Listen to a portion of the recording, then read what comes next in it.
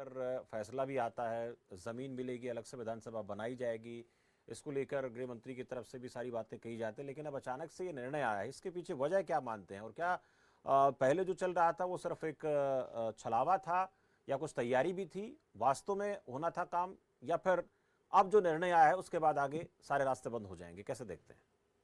ऐसा शमशेर जी, आप क्योंकि बहस को कंक्लूड कर रहे हैं, 2 मिनट में मैं आपको सारी चीज बता दूंगा। इसके पीछे राजनीति है, जी जी। और कोरी राजनीति ये है हम्म।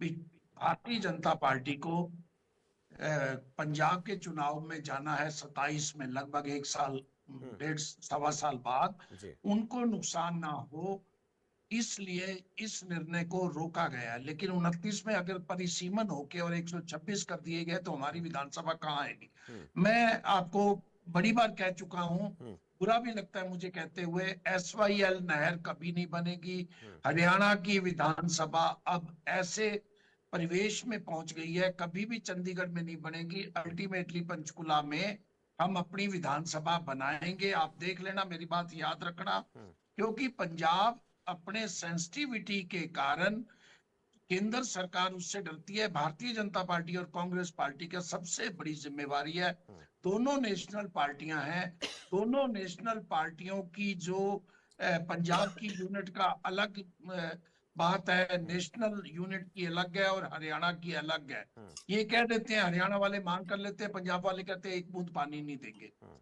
ना SYL नहर बनेगी, ना चंडीगढ़ में हमारी विधानसभा बनेगी। हम्म। और हमें हिंदी भाषी अबोल फाजिल का 108 गांव दिए जाने थे, वो तो अब कोई जिक्र ही नहीं करता। हम्म। विश्वविद्यालय में हमारा 40% हिस्सा था, वो भी अब कोई बात नहीं करता है। हम्म।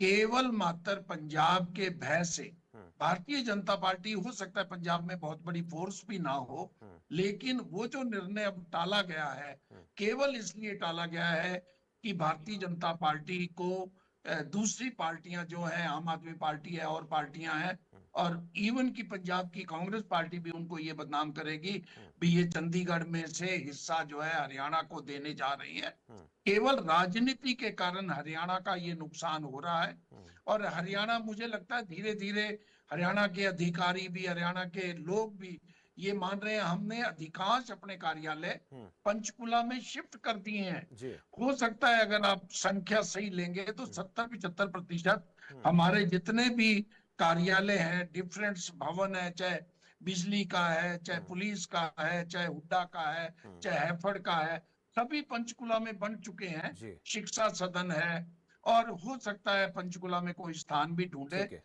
थोड़े दिन बाद। जी। और रीजनल, मुझे ये लगता है अगर ऐसी विधानसभा नहीं संभावनाएं बन रही बनेगी कि तो चंडीगढ़ वो में, पंचकुला में ही बनेगी। पंचकुला में बनेगी, ऐसा आपको लगता है? फिलहाल इसको रोकने के पीछे वजह आपने कही कि सियासी है। बहुत धन्यवाद आप सबका, वैशाली जी, वेद प्रकाश जी, रेड्डू साहब, राणा जी, भाटिया साहब, मेरे साथ चर्चा में जुड़ने के लिए। तो आज बड़ा मुद्दा में दो मसलों को लेकर बात कर रहे थे।